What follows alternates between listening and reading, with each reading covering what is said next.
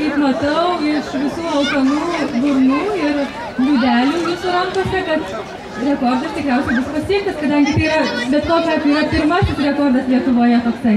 Ir dar noriu paklausti, kaip sakėme, fiksuoti rekordą fiksuosime pakeldami šaukštą į viršų, bet po to, kas bus padaryta, kad tikrai būtų faktas garantuotas.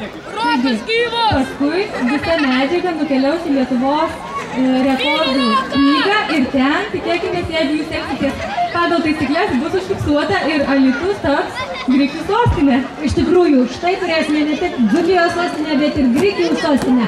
Na, Gintarė, mes dar pasižiūrėkime, ar iš tikrųjų jau visi gavo košės ir ar ją turi. Dar reiktų fiksuoti šitą. Turi jaunieji mūsų valgytojai rekordo dalyviai. Pasiruošėm visi, pakelti šaukštus, gerai?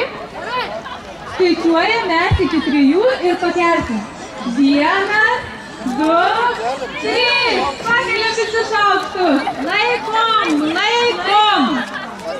Laikom, laikom. Skanduojam visi kartu.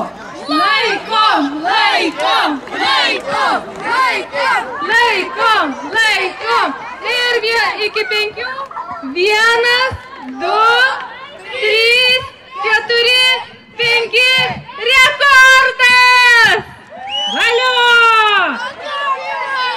Aš noriu paklausti, ar skani Dainavos rinktinės košė? Skani! O dabar visi skanduojam bent vieną kartą. Grikiai jėga!